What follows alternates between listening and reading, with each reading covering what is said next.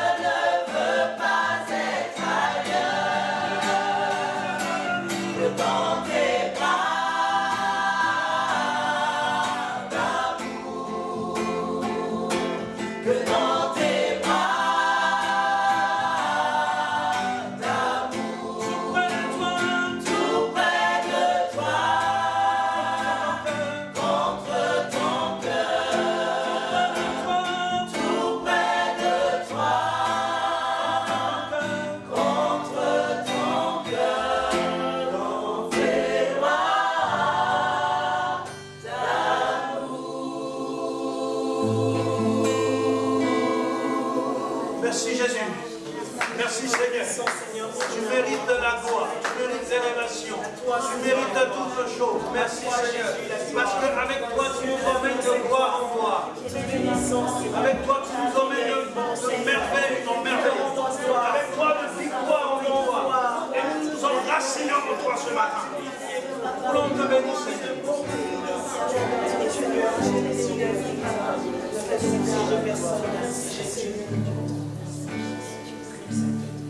Tu m'emmènes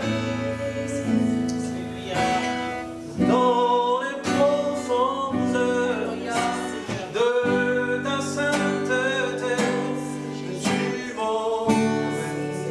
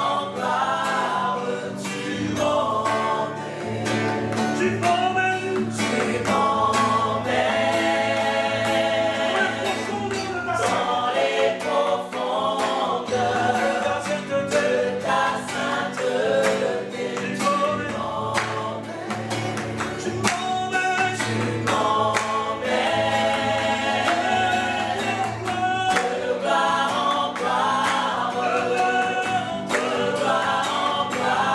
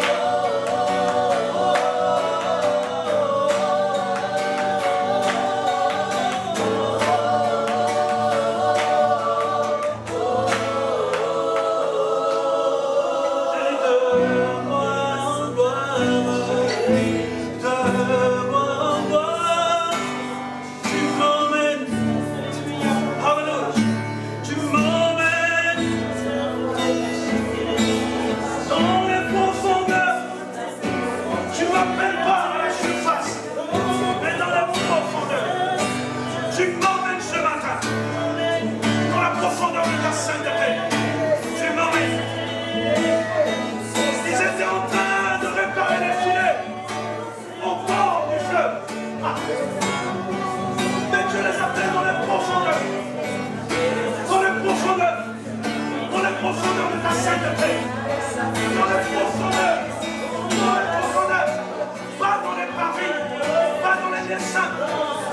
les tresses.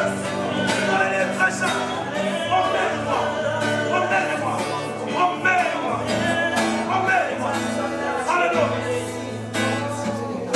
À toi qui es en train de nous suivre en ligne. Alléluia. Que Dieu emmène ta maison dans les profondeurs. Alléluia. Que tu te lèves devant ta télé, tu commences à célébrer le Seigneur. Que tu commences à dire Jésus est roi et emmène-moi dans les profondeurs. Que ceux qui sont à Brazzaville, que ceux qui sont à Savigny le Temple, que ceux qui sont partout dans le monde, tu regardes, tu dis emmène-moi, emmène-moi, emmène-moi, emmène-moi. Tu m'appelles dans les profondeurs. Merci Jésus. Alléluia. Alléluia. Merci Seigneur. Merci Jésus. Merci Seigneur. Est-ce que quelqu'un peut s'accorder avec moi pour dire merci Seigneur? Merci Jésus. Et commencez à remercier le Seigneur. Vous dites merci Seigneur, emmène-moi dans les profondeurs. Que celui qui te suit reçoive aussi cette grâce que nous sommes en train de recevoir au Seigneur. Alléluia. Alléluia. Merci Seigneur. Merci Jésus. Merci Seigneur. Merci Seigneur. Alléluia. Merci Jésus. Merci Seigneur. Alléluia. Au Seigneur, le monde entier est suspendu à la télé, cherchant à savoir ce qui se passe, cherchant à recevoir les révélations au travers de la télé, alors que tu nous as dit de nous appuyer sur les Saintes Écritures pour découvrir et savoir ce qui se passe dans notre monde. Te prions ce matin afin que tu nous donnes le discernement des enfants de Dieu qui savent discerner les temps, qui savent discerner les saisons, qui savent discerner les époques. Merci parce que tu nous as donné un miroir qui est ta parole. Seigneur, quand nous sortons de chez nous, nous avons tendance à nous regarder dans le miroir et à corriger les défauts avant de sortir. Nous ne nous offusquons pas, nous ne nous frustrons pas, nous ne nous mettons pas en colère parce que nous avons un bouton sur le visage. Mais nous cherchons à l'enlever avant de sortir. Mais tu as dit, ta parole aussi est un miroir qui nous permet de nous voir, de voir notre état de cœur, de voir notre vie, de voir nos pensées. Seigneur, lorsque je me regarde dans ta parole, je n'ai aucune raison de me mettre en colère. Je n'ai aucune raison de me frustrer. Je n'ai aucune raison de me révolter. Parce que ta parole reste un miroir qui permet à chaque personne qui se regarde dedans pour pouvoir se corriger, pour pouvoir arranger sa vie parce que tu reviens bientôt. Et tu veux que lorsque nous nous présentons au monde, nous soyons présentables. Que lorsque nous nous présentons aux gens, nous soyons admirables. Parce que tu es le Dieu admirable, parce que tu es le conseiller. Seigneur, ouvre nos yeux afin que chaque enfant de Dieu, chaque serviteur de Dieu, où qu'il se trouve, mais qui regarde dans la parole de Dieu, se voit dans le miroir et corrige sa vie, parce que Père, non pas par rapport à l'autre, mais par rapport à son bien-être. Nous te bénissons et tu bénis cette parole, parce que pour nous, elle est une révélation.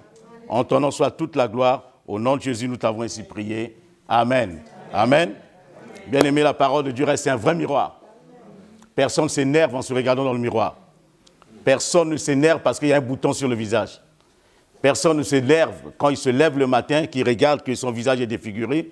Il ne va pas s'énerver contre son voisin, mais il va se regarder. Et la première des choses, il se regarde, il se corrige, il enlève. Pour nous les hommes, souvent avant de sortir, nous prenons le temps de nous raser. Nous enlevons un peu les barbes qui poussent, les barbes de 4 jours, comme on dit souvent. Et pour les femmes, elles rangent leur visage. Mais chacun se range avant de sortir. On a tendance souvent à regarder derrière, à regarder devant, à regarder les habits que nous avons mis sur nous. Et s'il y a une tache, nous ne sortons pas avec, nous l'enlevons d'abord. Avant de sortir, parce que nous voulons être présentables lorsque nous sortons de nos maisons. Et la parole de Dieu reste la même chose. Parce que quiconque se regarde dans la parole de Dieu a trouvé le bon remède. Amen. Ça peut l'aider, ça peut l'encourager, il peut regarder beaucoup de choses. En ce temps difficile, où nous invitons tout le peuple de Dieu, les enfants de Dieu, à regarder dans la parole. À regarder, parce que nous ne pouvons pas regarder la télé, nous ne pouvons pas regarder, écouter la radio, parce qu'il y a beaucoup d'informations qui circulent aujourd'hui. Et souvent des bonnes et des mauvaises informations. Mais nous devons avoir le discernement de savoir qu'est-ce que Dieu dit dans ces moments. Quand Dieu ne parle pas, c'est dangereux. Quand Dieu ne dit rien, c'est dangereux. Les gens font ce qu'ils veulent. C'est ça que nous allons regarder ensemble dans Exode au chapitre 32. Exode chapitre 32.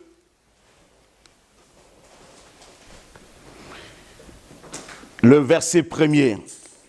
Le peuple, voyant que Moïse tardait à descendre de la montagne, s'assembla autour d'Aaron et lui dit, « Allons, fais-nous un Dieu qui marche devant nous. Car ce Moïse, cet homme qui nous a fait sortir du pays d'Égypte, nous ne savons pas ce qu'il est devenu. » Aaron leur dit, « ôtez les anneaux d'or qui sont aux oreilles de vos femmes, de vos fils et de vos filles, et apportez-les-moi. » Et tous ôtèrent les anneaux d'or qui étaient à leurs oreilles, et les apportèrent à Aaron.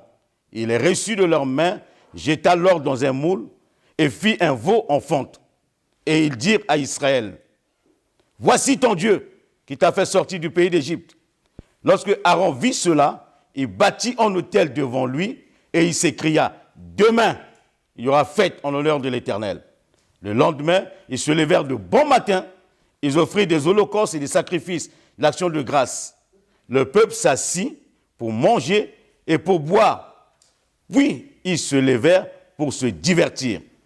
Le verset 7, l'Éternel dit à Moïse, « Va, descends, car ton peuple que tu as fait sortir du pays d'Égypte s'est corrompu. » Amen.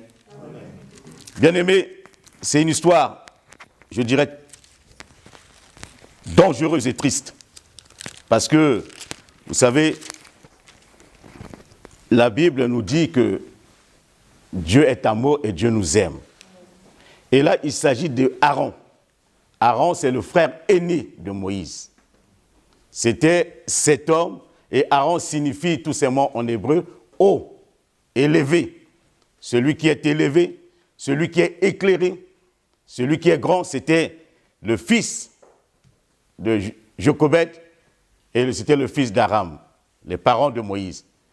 Aaron a vécu en Égypte comme esclave, dans la mentalité de l'esclavage en Égypte. Aaron était avec ses frères, le seul qui a été épargné, c'était Moïse, qui dès son jeune âge, quand il était encore bébé, la Bible déclare, il a été adopté par la fille de Pharaon, il a grandi dans la cour de Pharaon jusqu'à l'âge de 40 ans, et dans son cœur bouillonnait. Il voulait à tout prix libérer ce peuple, son peuple, parce qu'il voyait l'état spirituel, il voyait la souffrance. Je ne dis pas l'état spirituel parce que Moïse n'était pas trop spirituel, mais il voyait des hommes, c'était un homme de compassion. C'était un homme qui voyait la misère et la souffrance de son peuple. Et il a tenté de faire quelque chose pour sauver ces gens-là.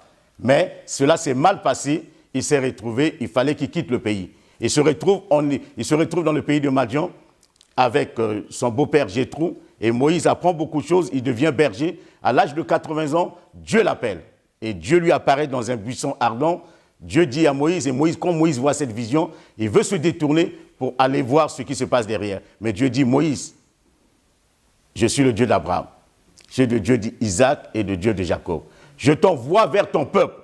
Tu retournes en Égypte et tu vas aller libérer le peuple que tu as voulu libérer 40 ans et que tu n'as pas pu. Maintenant, avec moi, tu peux le faire. Bien aimé, la seule chose que nous devons savoir, tout est possible avec Dieu.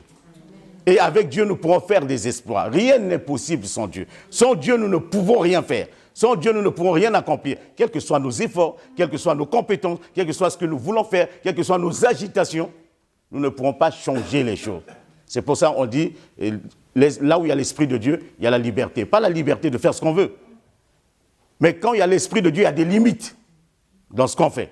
Parce que seul le Saint-Esprit peut limiter un homme. Seul le Saint-Esprit peut montrer à l'homme ses propres limites. Parce que l'homme qui n'a pas Dieu, il n'a pas de limite. Il peut se permettre tout, il peut faire ce qu'il veut. Et ce n'est pas à moi de vous le démontrer, vous le vivez comme moi. Et Moïse, dans son hésitation, parce qu'il se dit, je ne peux pas y aller, parce que je ne suis pas capable d'aller. Et peut-être qu'il voyait son âge, il voyait son handicap, mais il se disait, il ne peut pas aller en Égypte. Dieu va dire à Moïse pour la première fois, nous allons voir apparaître Aaron dans le chapitre 4, toujours le livre des Exodes, au chapitre 4, le verset 14 nous dit, alors la colère de l'Éternel s'enflamma contre Moïse, il dit, n'y a-t-il pas ton frère Aaron, le Lévite? Je sais qu'il parlera facilement. Vous savez, Aaron, c'est un homme qui parle facilement. C'est un homme il est éloquent, il est quelqu'un qui s'exprime facilement, et Dieu le sait. Dieu dit, le voici lui-même qui vient au-devant de toi, et quand il te verra, il se réjouira dans son cœur. Tu lui parleras, tu mettras les paroles dans sa bouche, et moi, je serai avec ta bouche, et avec sa bouche, et je vous enseignerai ce que vous aurez à dire. Voilà, Dieu dit à Moïse, c'est Dieu lui-même qui choisit Aaron. Dieu dit, je vais mettre Aaron à côté de toi. C'est un homme qui parle facilement, c'est un homme qui s'exprime bien. Comme toi, tu dis que tu bégayes, tu as du mal à parler, à prendre la parole en public. Mais voici Aaron, ton frère qui vient. Vous allez former une équipe qui gagne. Dans le chapitre 5, quand vous tournez juste la page, vous voyez qu'on dit Aaron et Moïse se rendirent auprès de Pharaon. C'est-à-dire le tandem, l'équipe, le duo. Les deux, l'équipe qui gagne. On ne peut pas gagner seul, on gagne en équipe. Et si nous ne sommes pas avec le Seigneur, on a échoué. Vous savez, parce que le meilleur partenaire de notre vie, c'est Jésus-Christ lui-même. Sans Jésus-Christ, vous ne pouvez rien faire. Vous pouvez vous mettre avec le monde entier. Si Christ n'est pas là, ça échoue. Vous pouvez vous mettre en groupe. Si Jésus n'est pas au cœur de ça, cela devient charnel. C'est pour ça que nous disons, Jésus doit être le centre de notre vie. Tout doit passer par lui. Le centre de la vie d'un homme, ce n'est pas ses affaires, ce n'est pas ses biens, mais c'est Christ lui-même. Et nous devons comprendre cela. Si Christ est exclu, les choses se passent mal. Et nous vivons une époque difficile où nous commençons petit à petit à nous rendre compte que Christ est absent de nos vies. Christ n'est pas celui que nous poursuivons. Christ n'est pas celui que nous suivons. Christ n'est pas celui que nous adorons. Christ n'est pas celui avec qui nous marchons, mais Christ est seulement cette roue de secours que nous avons mis derrière. En cas de panne, nous sortons notre roue de secours. Christ est seulement celui que nous avons mis à côté et quand tout va mal, on va le chercher. Mais Christ n'est pas l'ami fidèle. Celui avec qui on chemine tout le temps. Vous voyez le tandem, l'équipe qui gagne. Et si nous voulons gagner, peuple de Dieu, enfant de Dieu, le temps est venu de revenir réellement avec Christ. Amen. De venir auprès de Christ. Cela, vous pouvez lire beaucoup de choses. Aaron a été choisi, Aaron a été établi comme sacrificateur. On voit Aaron au chapitre 7, on voit Aaron avec Moïse. Dieu dit, voici, je fais Dieu pour Pharaon, je te fais Dieu pour Pharaon, et Aaron, ton frère, sera ton prophète. Dieu va même établir Aaron prophète. Il dit, Aaron sera ton prophète. C'est-à-dire, c'est le tandem, c'est ton frère, vous êtes ensemble, c'est ton prophète, c'est ton sacrificateur, et au fur et à mesure que vous allez voir, Dieu va faire monter Aaron en puissance, en autorité. Aaron va monter ce qu'on appelle en grade. Aaron va se lever au niveau du peuple jusqu'à être le souverain sacrificateur, l'image même de Christ, à la ressemblance même de Christ. Aaron va être au même niveau que Jésus-Christ. Dieu l'élève tellement, et dans le chapitre que nous venons de lire, le chapitre 32 que nous venons de regarder, si on remonte un peu au chapitre 31 et le dernier verset 18, la Bible nous dit ceci: lorsque l'Éternel eut achevé de parler à Moïse sur la montagne de Sinaï, et lui donna les 2 tables du témoignage de pierre écrites du doigt de Dieu. C'est-à-dire, Dieu dit à Moïse, monte sur la montagne. Quand vous cherchez dans les autres versets, dans le livre d'Exode, vous allez voir que plusieurs fois, Aaron a eu le privilège d'accompagner Moïse dans la tente de la rencontre. Aaron a eu le privilège d'accompagner Moïse dans la présence de Dieu. Et Aaron a été un homme qui a entendu la voix de Dieu. Aaron a été un homme qui a entendu Dieu parler alors que tout le monde avait peur, mais Aaron écoutait Dieu parce qu'il était à côté de Moïse et il marchait avec Moïse et Dieu disait toujours à Moïse, prends Aaron avec toi, viens avec Aaron. Mais cette fois-ci, Dieu dit à Moïse, tu montes seul. Tu laisses Aaron avec le peuple, mais viens dans ma présence. La Bible nous dit, Moïse passe 40 jours et 40 nuits dans la présence de Dieu. C'est long. C'est lent, comme beaucoup de gens, quand on dit Jésus revient bientôt. Quand j'étais petit, on me dit Jésus revient bientôt. Je suis en train de vieillir, je me dirige vers la mort encore. Mais Jésus revient. Mais c'est long. Ce temps-là devient long pour beaucoup de gens, pour les chrétiens. Ça peut être un temps long pour toi. Dieu va te bénir, mais c'est trop long. Dieu va te faire ceci, mais c'est long. Dieu va te donner ceci, mais c'est trop long. Mais qu'est-ce que je dois faire? Il faut que je trouve quelque chose à faire. Et Aaron, le peuple, ça a commencé par le peuple. Moïse ne descendait pas. 1 jour, 10 jours, 30, 20 jours. Moïse était resté sur la montagne. À ce moment-là, on dit, le peuple, pas Aaron, le peuple, voyons que Moïse ne venait pas, le peuple va s'adresser à Aaron. Vous savez, bien-aimés, ce n'est pas le peuple qui choisit l'homme de Dieu. Mais c'est Dieu qui choisit l'homme, qui veut utiliser. Nous vivons une époque où c'est les gens qui choisissent les pasteurs. Nous vivons une époque où c'est les gens qui choisissent ceux qui veulent écouter. Nous vivons une époque dangereuse, où les gens choisissent les personnes qu'ils veulent écouter. Mais Dieu, c'est Dieu qui choisit l'homme qu'on doit écouter. Vous savez, quand on a demandé au peuple de faire un choix, le choix du peuple a été un mauvais choix. Ils ont choisi Barabbas. Ils ont dit, nous ne voulons pas de celui qui nous parle de la part de Dieu, nous voulons celui qui nous baratine. Nous voulons celui qui nous promet des choses qui ne vont pas se réaliser. Nous voulons celui avec qui nous pourrons vivre dans la liberté sexuelle. Nous voulons celui qui va nous permettre de vivre dans le désordre. Nous voulons celui qui nous amène à vivre dans n'importe quoi, mais nous refusons celui qui veut nous éduquer, celui qui veut canaliser notre énergie et celui qui veut nous conduire dans les voies de Dieu. Ils ont fait un mauvais choix et le peuple va exciter Aaron. Le peuple va pousser Aaron en disant, comme nous ne voyons pas Moïse descendre de la montagne, alors que le verset 18 que nous venons de lire, pendant ce temps, Moïse n'était pas au chômage, mais Moïse était dans la présence de Dieu. Moïse était en train de chercher à écouter ce que Dieu veut pour le peuple. Moïse était en train de rechercher la volonté de Dieu pour son peuple. Et pendant ce temps, c'est Dieu lui-même qui écrivait les commandements. Il n'y a pas que seulement les 10 commandements, mais les commandements que Dieu a donnés à Moïse, que nous avons réduit seulement 10 commandements. Mais Dieu lui-même était en train d'écrire l'éducation, le programme pour pouvoir conduire son peuple dans l'excellence et dans la gloire. Et Moïse était sur la montagne et Aaron, qui était là sous la pression des hommes, Aaron demande aux gens de lui apporter tout ce qu'ils avaient pour qu'ils puissent fabriquer un veau d'or. Bien-aimé, mon message de ce matin, ce que Dieu m'a mis à cœur, toute cette nuit pendant que je priais, je dis, Seigneur, qu'est-ce qu'il faut dire? Il dit, tu dois amener mon peuple et tu dois commencer par toi-même. Il faut que vous détruisez le veau d'or que vous avez dans vos cœurs. Il faut que vous détruisez les veaux d'or que vous avez en vous. Parce que vous avez conduit mon peuple à adorer des faux dieux. Nous, l'Église, aujourd'hui, s'est tournée dans les fausses adorations. L'Église s'est tournée dans le matérialisme. L'Église s'est tournée vers les choses parce que Jésus tarde à venir, le matériel est devenu très important. Les gens courent derrière le matériel. La spiritualité se résume au matériel que la personne possède. La spiritualité se résume aux bâtiments que les gens ont construits. La spiritualité se résume aux diplômes que les gens ont eus. La spiritualité se résume au succès que les gens ont accompli dans la vie.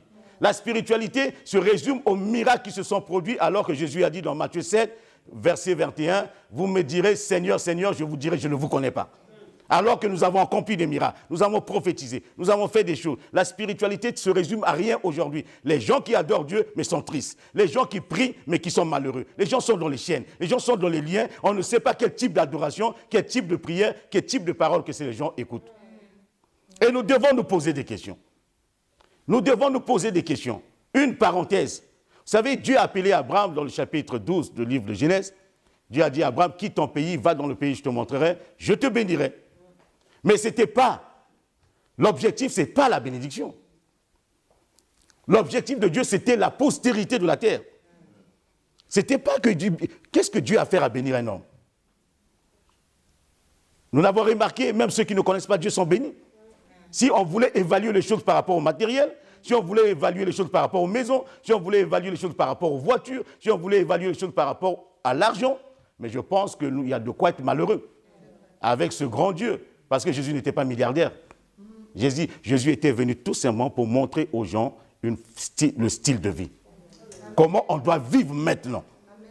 Et Abraham, dans ses recherches, il a pensé que comme Dieu a dit « je te bénirai », au chapitre 13 de Genèse, Abraham va en Égypte parce qu'il faut aller chercher. Dieu a dit que je te bénis, donc je peux me permettre de tout faire pour être béni. Et Abraham va jusqu'à donner sa femme à Pharaon pour être béni. Mais quel type de bénédiction? Il revient des querelles, des disputes avec son petit-neveu Lot. Il se sépare jusqu'au point où Dieu appelle Abraham. Dieu dit à Abraham, Abraham, marche devant ma face et sois intègre. Vous savez, l'intégrité, c'est quoi? C'est être un. C'est être un. Le même Franco qui est là, il est le mari de Yvette. Le même Franco, c'est le père de Sam. Le même Franco, c'est le pasteur à l'église. Le même Franco, il a des frères et sœurs. Le même Franco vit dans la société. Le même Franco a des amis. Mais le même Franco ne doit pas être gentil avec Yvette, être méchant avec les enfants, et être mauvais avec les frères, et être ceci avec les autres. Mais il y a un problème. C'est là où Dieu dit à Abraham, sois intègre, sois un. Tu dois être comme, si tu es comme ça avec ta femme, tu dois être comme ça avec les autres. Si tu es intègre avec l'argent, tu dois être intègre partout. Mais aujourd'hui, on est intègre dans un domaine, mais pas dans l'autre. C'est là où Dieu dit à Abraham, non. Le matin, Sarah est ta sœur. Le soir, Sarah, c'est ta femme. Explique-moi ça, Abraham. Tu dis aux gens le matin que c'est ta sœur, devant tout le monde. Et la nuit, c'est toi qui cherches. Tu commences à rôder comme un chat. Mais on ne fait pas ça avec sa sœur. Sois intègre. Et si tu es intègre, je changerai ton nom. On ne t'appellera plus Abraham, on t'appellera Abraham. Sois intègre. Bien-aimé, l'intégrité, c'est quelque chose d'important aujourd'hui. Nous, les chrétiens, nous sommes appelés à l'intégrité. On doit être intègre dans ce que nous faisons. De la même bouche que nous déclarons des bénédictions, nous ne pourrons pas de la même bouche maudire les autres. Nous devons être intègres, nous devons être un. Nous devons être sérieux. Un jour, on racontait l'histoire d'un homme qui était dans un grand magasin et pendant ce temps, la caissière s'est oubliée, lui a remis beaucoup de billets. Il a remis carrément la caisse et le gars, il a pris l'argent. Il était avec une femme et dans la voiture, il s'est rendu compte qu'on lui a donné beaucoup d'argent. Il dit non, moi je suis intègre. Je ne peux pas faire autrement. Il faut que je ramène l'argent. Il a ramené l'argent au magasin. Et quand il arrive au magasin, le directeur du magasin, ils ont dit, on n'a jamais vu quelqu'un d'intègre comme celui-là. Il était vraiment intègre. Il dit, mais écoute, si ça se passe, il dit, est-ce que tu peux attendre un peu qu'on te fasse une photo et qu'on puisse te mettre dans le... pour que le monde entier découvre qu'il y a encore aujourd'hui dans le monde des gens honnêtes, des gens intègres. Cet homme dit, non, je ne veux pas, moi je ne veux pas de publicité, je ne veux pas qu'on parle de moi, je ne veux pas. Il dit, mais pourquoi? Tu viens de faire quelque chose de très excellent, de quelque chose, mais il faut qu'on te mette dans les journaux. Il dit, non, je ne veux pas, je ne veux pas. Il dit, mais pourquoi tu ne veux pas? Vous savez pourquoi? Parce que la femme qui était avec lui, ce n'était pas sa femme. Parce que si on le filme, sa femme, ses enfants vont voir qu'il était avec une autre femme. C'est pour ça qu'il refusait. Alors qu'il venait de faire quelque chose, il refusait à tout moment, il était devenu gentil, il dit laissez-moi partir. Parce que la femme qui était avec lui n'était pas sa femme. Il était intègre là, mais il était malhonnête ici. Quelqu'un m'écoute? Amen. Il était intègre dans un domaine, mais pas dans l'autre. Mais le temps est venu, Dieu nous interpelle, disait marchez devant ma face et soyez intègres. Soyez intègres. Et si vous êtes intègres, nous allons vivre les choses surnaturelles. Parce que les choses surnaturelles dont j'attends, bien aimé, j'aimerais que vous compreniez ma pensée. Les choses spirituelles, des choses exceptionnelles dont j'attends, ce n'est pas de voir beaucoup de biens et les richesses se multiplier, c'est de voir beaucoup de gens revenir à la foi. Parce qu'aujourd'hui, les églises se vident. Aujourd'hui, beaucoup de gens ne croient pas. L'église n'a pas d'impact dans la société. Il y a des prophéties mensongères. Il y a un homme, il a été victime de ça. Les gens se retrouvaient autour de lui prophétisaient le mensonge, lui faisaient croire qu'il allait passer. Il lui prophétisait, on faisait des choses. Mais je me suis posé des questions et dit, est-ce qu'on doit mélanger la politique et la religion? Il faut se poser des questions. Nous devons être loin de ces choses-là. Nous n'avons pas la science infuse. Nous ne connaissons pas les voies de Dieu. Nous ne devons pas prophétiser pour que quelqu'un nous donne quelque chose. Nous ne devons pas faire les choses pour que les gens nous bénissent. Mais nous devons être vrais et sincères, intègres. Nous devons être intègres. Nous devons être sérieux avec ce que nous sommes en train de faire. Notre but, ce n'est pas d'élever d'habiller Saint-Paul, d'habiller Saint-Pierre, mais nous devons être honnêtes et intègres et dire la vérité. Et prêcher ce que Jésus a prêché. Aaron a été élevé. Nous revenons à notre souverain sacrificateur de l'ancienne alliance, Aaron. Les gens sont venus le voir. Vous imaginez un peu ce que Aaron va dire? Aaron va dire, il est reçu, et Aaron dit, voici ton Dieu qui t'a fait sortir du pays d'Égypte. Lorsque Aaron vit cela, il bâtit un autel devant lui. Aaron bâtit un autel. Aaron qui connaissait la rencontre avec Dieu. Et il s'écria, demain, il y aura fête en l'honneur de l'Éternel. Quel Éternel? Parce que Aaron, bien aimé, Aaron avait reçu des choses. Et quand nous recevons des choses, nous sommes prêts. Nous sommes prêts à nous écrier que Dieu a fait des choses. Dieu est au ciel. Il fait ce que bon lui semble. Le temps est venu de revoir notre spiritualité. Le temps est venu que nous puissions non pas mettre notre confiance dans les choses que nous possédons, mettre notre confiance dans les biens que nous avons. Mais ils ont pris les biens qu'ils avaient, ils en ont fait un Dieu. Ils ont pris leurs maris, ils en ont fait des dieux. Ils ont pris leurs enfants, ils en ont fait des dieux. Nous avons pris le travail est devenu Dieu. Nous avons pris ce que Dieu nous a donné et nous l'avons changé. Vous savez, l'argent dont ils ont fait un Dieu, c'est Dieu qui avait dit à Moïse, dis aux Égyptiens de vous bénir, de vous donner l'argent. C'est Dieu qui a demandé. Quand on leur donne l'argent, mais cet argent, ils en ont fait un Dieu. Il y a un faux Dieu qu'on a élevé. Bien-aimés, le temps est venu que chacun de nous regarde au fond de son cœur. Quel est le Dieu que tu adores? Qui est ce Dieu que tu adresses ta louange ou tes prières? À quel Dieu? Quel est ce Dieu que nous sommes en train de courir derrière? Il y a des veaux d'or partout.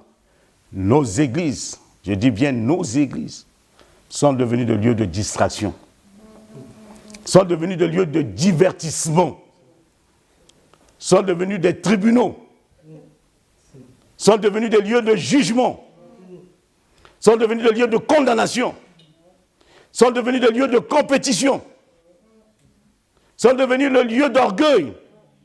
Qui priera mieux que les autres? Qui Dieu utilise plus que tout le monde? Qui a plus d'onction? Mais celui qui a l'onction qui délivre le monde. L'onction, ce n'est pas seulement s'accaparer des biens de la terre.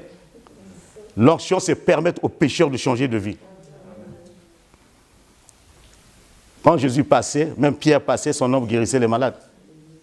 Nous rêvons de ces choses-là. Mais ça n'est que possible si le veau d'or qui est dans mon cœur, qui est dans ton cœur, disparaisse. Si ce veau d'or soit détruit, bien aimé, je terminerai en vous disant, celui qui a fabriqué le veau d'or, écoutez-moi bien, il s'appelait Aaron. Ce n'est pas les inconvertis qui mènent la louange dans l'église. Ce n'est pas les inconvertis qui viennent prêcher le dimanche à l'église. Ce n'est pas les inconvertis qui font le service dans l'église. Mais ce sont des soi-disant chrétiens nous-mêmes qui faisons ces choses-là. Ce n'est pas eux. Si c'est eux, on allait dire, c'est eux qui nous ont apporté ça. Là, nous sommes avec Israël. Il n'y a pas de peuple égyptien autour d'eux. Ils sont entre eux. Mais ils oublient celui qui leur a séparé la mer. Et ils oublient celui qui les a libérés. C'est entre eux. Aaron, ce n'était pas n'importe qui. C'est quelqu'un qui entendait la voix de Dieu. C'est dangereux lorsqu'on n'entend plus la voix de Dieu. C'est dangereux lorsqu'on vient à l'église, on ferme ses oreilles. Pour ne pas écouter, mais on veut faire. C'est dangereux lorsqu'on ne suit pas les recommandations. C'est dangereux lorsqu'on n'est pas en contact avec celui que Dieu a établi. C'est dangereux lorsqu'on ne forme pas l'équipe avec le corps pastoral. C'est dangereux lorsqu'on n'est pas uni avec les frères. On dit, je vous ai dit, l'équipe qui gagne, Aaron, Moïse, Aaron, Moïse, Aaron. Mais cette fois-ci, Moïse n'est pas là. Aaron reste seul. Il subit la pression des gens. Il subit, nous devons faire ça. Nous devons faire ça. Oh, combien d'hommes de Dieu, combien de femmes de Dieu qui ont suivi le peuple. Pasteur, on devait faire ça. Et un homme de Dieu, un ancien, m'a dit quelque chose. Il dit, le jour où le peuple va comprendre ta vision, tu n'es plus serviteur de Dieu. Il dit, le jour où les gens vont te comprendre, tu n'es plus serviteur de Dieu. Parce qu'on fait ça, on devait faire ça, on devait faire ceci, et on impose à l'église un faux rythme. Et l'église est perdue à cause des faux rythmes qu'on impose. Les gens ne suivent plus les recommandations de Moïse. Mais Aaron, il est voué à lui-même. S'il était peut-être un peu sage, je dis qu'il était sage, je n'ai rien, je ne manque pas du respect aux personnages bibliques, des gens plus importants qui ont fait plus que moi, je ne peux pas arriver à leur cheville. Mais je sais que ça a été un homme éloquent, un homme important. Mais cet homme n'a pas eu le temps. Cet homme a été impatient. Bien aimé, ne soyez pas impatient. Il y a trop d'impatience. À peine commencer, les gens veulent être des grands. Soyez pas impatients.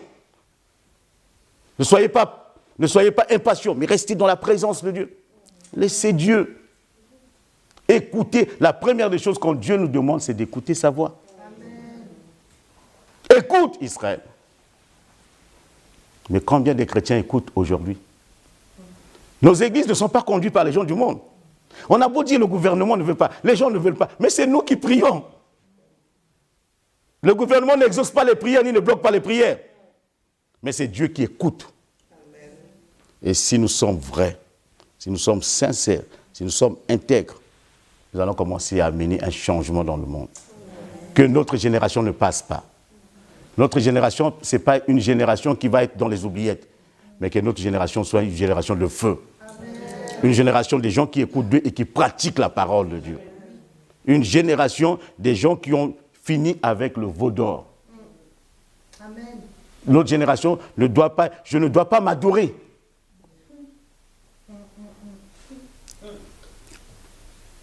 Je me parle à moi-même. Ce n'est pas que quand je monte sur l'estrade, je m'adore. Je commence à parler de mes exploits, de ma famille, de ma femme, de mes enfants, de ce que je fais. Mais je ne suis pas là pour m'adorer. Je suis là pour élever un homme qui est au-dessus de tous les hommes. Son nom, c'est Jésus-Christ. Je ne monte pas devant les gens pour m'adorer, pour dire mes exploits de la semaine. Mais je viens dire tout simplement que Jésus est le roi des rois, le Seigneur des seigneurs. Croyez en lui. Faites-lui confiance. Même s'il tarde, attendez-le. Il a dit qu'il revient. Il a dit qu'il revient. Moïse n'était pas parti pour mourir. Il allait revenir. Mais quand il descend, il voit que même son pauvre frère, celui qui écoutait la voix de Dieu, il y a beaucoup de gens qui entendaient Dieu hier, qui n'écoutent plus Dieu. À cause de quoi? Les biens matériels. Il y avait beaucoup de gens qui aimaient Dieu, qui ne l'aiment plus, parce que leur condition de vie a changé. Il y avait beaucoup de gens qui couraient pour venir dans la maison de Dieu, mais qui trouvent des excuses, parce qu'ils ont un travail bien rémunéré. Il y avait beaucoup de gens qui aimaient Dieu et qui se mettaient à genoux pour prier, mais ils ne peuvent pas parce qu'ils ont 15 gosses. Il y avait beaucoup de gens qui adoraient Dieu en esprit et en vérité. Lorsqu'ils ont eu quelque chose, ils sont devenus des hommes et des femmes politiques. Ils n'ont pas le temps. Ils n'ont pas le temps. Ils ont un business qui marche. Ils ont des affaires. Ils sont sollicités partout. Même en ce moment, je parle, ils sont en vidéoconférence dans le monde entier. Parce qu'ils n'ont pas le temps d'écouter Dieu. Et c'est ce qui est arrivé à Aaron. La Bible dit tout cela, c'est pour notre instruction. Pour ne pas que nous puissions nous perdre. Que nous restons dans la présence de Dieu. Bien-aimés, ce n'est pas un veau d'or qu'il faut élever, c'est l'agneau de Dieu qu'il faut élever. L'agneau de Dieu qui ôte le péché du monde. C'est lui qui doit être sur la table de nos cœurs, non pas un veau d'or. Non pas un veau d'or. La richesse ne remplacera jamais Dieu. Le bonheur ne remplacera jamais Dieu. Le mariage ne remplacera jamais Dieu. La famille ne remplacera jamais Dieu. Le travail ne remplacera jamais Dieu. Toute la maison ne remplacera jamais Dieu. Tout ce que nous avons, rien ne peut remplacer Dieu. Dieu doit être au cœur et au centre de toutes choses. À lui l'honneur, à lui la louange, à lui la gloire. Et ce matin, abat les veaux d'or dans nos cœurs, abat le veau d'or dans nos vies. Et nous voulons détruire la fausse adoration. La fausse adoration. L'adoration. La fausse adoration. Il y a des faux prophètes qui nous entraînent dans des chants. Est-ce qu'un chant nouveau peut sortir de la bouche d'un faux adorateur? Nous chantons des faux chants dans la maison de Dieu, composés par des adorateurs du diable. Nous adorons avec la mélodie du diable. Le temps est venu que la véritable adoration revienne. Nous n'allons pas nous prosterner devant le veau d'or. Je ne me prosternerai jamais devant ma richesse. Je marcherai sur ma richesse. Parce que Jésus est plus grand que tout. Je passerai l'éternité avec lui. Le bonheur de vivre avec lui. Jésus est grand. Bien-aimé, que le message de Christ revienne dans ton cœur. Et si tu es avec moi chez toi à la maison, j'aimerais tout simplement que nous inclinons nos têtes. Toute cette nuit, je priais, je regardais les veaux d'or dans ma vie. J'ai dit, Seigneur, montre-moi les veaux d'or. J'ai été surpris moi-même. qu'il y avait beaucoup de choses qui ont pris la place de Dieu dans ma vie. Il y avait beaucoup de choses, je ne me rendais même pas compte. Je prêchais, je louais. Dieu dit, tu as vu Aaron? Mais Aaron a élevé le veau d'or. Si tu élèves le veau d'or là où j'étais placé, tu entraîneras tout mon peuple à ne pas être vrai. Tu amèneras mon peuple à faire semblant, à vivre dans l'hypocrisie. Tu amèneras mon peuple à célébrer un faux Dieu. Déjà, il y a beaucoup de gens qui sont chrétiens le dimanche, ils ne le sont pas dans la semaine. Déjà, il y a beaucoup de personnes dans vos communautés, dans vos églises. Ils sont chantres le dimanche, ils sont chanteurs la semaine. Il y a beaucoup de vos prédicateurs. Ils prêchent le dimanche comme Aaron pour avoir les choses. On prêche pour soutirer quelque chose. On prêche pour que les gens donnent quelque chose. Même quand quelqu'un est dans le péché, on le bénit. Même quand quelqu'un est dans le péché, on lui demande de se repentir, on le bénit. Mais je ne bénis pas quelqu'un qui refuse de renoncer à ses péchés. Je ne bénis pas quelqu'un qui refuse de se repentir de ses péchés. Mais vous bénissez les gens qui refusent de se repentir parce que vous voulez recevoir quelque chose de leurs mains. Vous voulez être ami avec des gens pour les privilèges. Vous voulez être ami avec les gens pour les positionnements. Vous voulez être ami avec des gens pour qu'on vous voit. Mais vous connaissez leur moralité. Vous savez que c'est des gens qui bafouent les choses de Dieu. Des gens qui méprisent les choses de Dieu. Des gens qui ne sont pas sérieux ni sincères. Vous les établissez dans ma maison. Une église de conquête. Une église qui va toucher le monde. Une église d'impact. Une église qu'on ne pourra pas fermer. Une église où les autorités viendront avec les malades pour dire allez à l'église, ouvrez les églises. Parce qu'il y a la puissance de Dieu dans les églises. Ouvrez les églises. Ne limitez pas à 20. Laissez l'église. Parce que dans l'église, ça remplace comme les hôpitaux. Les gens sont guéris dans les églises. Les églises ne sont pas des endroits non essentiels. Les églises sont des endroits de puissance et de gloire. Mais détruisez les veaux d'or. Détruisez les veaux d'or. Commence à détruire les veaux d'or dans ta famille. Commence à détruire le veau d'or qui est dans ton cœur. Commence à détruire les choses qui t'empêchent d'adorer Dieu en esprit et en vérité. Commence à détruire ce que tu as élevé, l'orgueil qui est là, la prétention, l'argent, l'amour des choses. Commence à les détruire. Commence à détruire le mensonge qui est devenu comme un veau d'or. Commence à détruire la duplicité, l'hypocrisie. Commence à détruire la calomnie. Commence à détruire la méchanceté. L'autel, nous avons élevé les veaux d'or dans nos cœurs. Commence à détruire ces choses dans ta vie pour que tu deviennes l'adorateur de Dieu.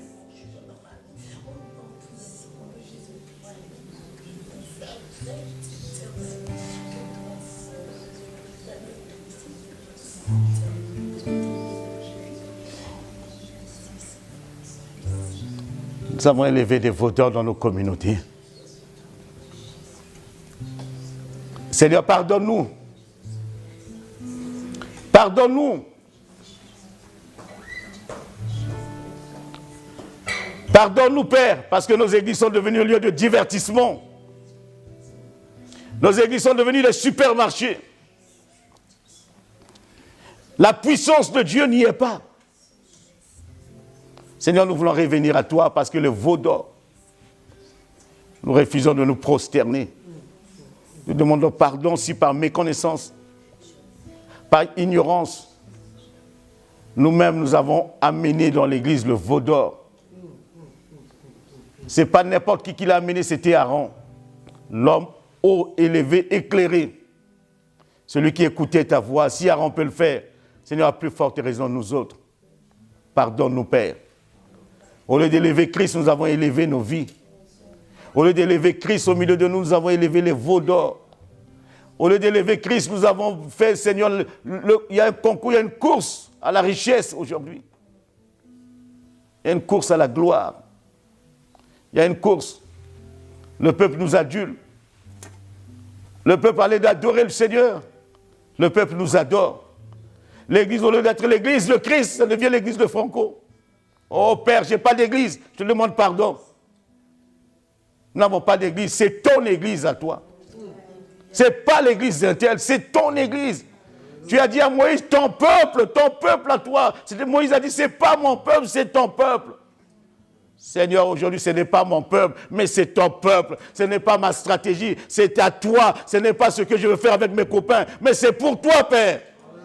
C'est pour toi, Seigneur. C'est pas ce que je vais faire avec mes connaissances, mais c'est pour toi, Éternel, que nous faisons ces choses pour que les âmes soient sauvées. Seigneur, non pas à cause de nous, mais à cause de toi, donne gloire à ton nom. Donne gloire à ton nom. Ton Église, aujourd'hui, est remplie, Seigneur, de distractions. Les gens dansent, les gens chantent, les gens se réjouissent. L'Église est devenue un lieu de danse. Nous nous retrouvons pour danser, pour chanter, pour nous trémousser comme au tronc d'Aaron. Mais Seigneur, il n'y a rien de spirituel en nous. Nos cœurs ne sont pas changés. Nous chantons, nous dansons avec un cœur rempli de haine, avec un cœur rempli de méchanceté, de colère, de ressentiment, de vengeance, de duplicité. Nous adorons des lèvres, mais nos cœurs sont éloignés de toi. Ton amour n'est même pas dans nos cœurs. Mais Seigneur, c'est l'amour de ce que tu peux nous donner, les biens que nous pouvons recevoir de toi. Nous t'invoquons pour avoir les choses, mais nous ne t'invoquons pas parce que tu es Dieu. Viens au secours de notre incrédulité. Viens nous soutenir en ce temps. Nous voulons être vrais comme notre patriarche Abraham, où tu as dit, oui, je t'ai béni, mais marche devant moi, sois intègre. Seigneur, nous voulons être intègres dans tous les domaines, intègres dans nos maisons, intègres avec nos enfants, intègres avec nos maris, intègres avec la femme, intègres avec les copains, intègres avec les camarades, intègres avec nos relations, intègres dans l'église, intègres avec tout le monde. Nous voulons être comme toi tu es. Je ne vais pas être double, ni triple. Qu'à l'église, je suis quelqu'un, et dehors, je suis quelqu'un d'autre. Je suis un chrétien aimant dans l'église, mais un méchant père de famille. Seigneur, pardonne-moi cette duplicité. Pardonne-moi cette duplicité. Pardonne-moi cette tromperie. Je ne peux pas te tromper. Un homme ne peut pas te tromper. Tu es Dieu, tu vois, tu sais, tu connais tout. Nos prières sont bloquées à cause de cela. Pardonne-nous, que nos prières montent vers ton trône. Il y a beaucoup de gens qui souffrent, beaucoup de gens sont en train de mourir sans te connaître. Seigneur, tu nous as appelés à la libération, à la délivrance de ces personnes. Mais tu ne peux que sauver quand nous sommes vrais avec les gens. Tu ne peux qu'agir lorsque nous sommes sincères. Seigneur, utilise-nous, non pas pour notre gloire, mais pour ta gloire. Utilise-nous, non pas pour qu'on me voie, mais pour qu'on te voie. Que je ne me bouscule pas, que je ne cours pas pour chercher les premières places. Mais que je t'élève. Personne ne sera la première place. Je peux me battre pour la première place sur terre, mais dans le ciel, tout est déjà ordonné. Je ne serai pas le prédicateur dans le ciel. Je ne serai pas le chantre dans le ciel. Je ne serai rien dans le ciel. Je ne serai qu'un simple disciple de Jésus-Christ. Apprends-moi à être simple disciple de Jésus-Christ.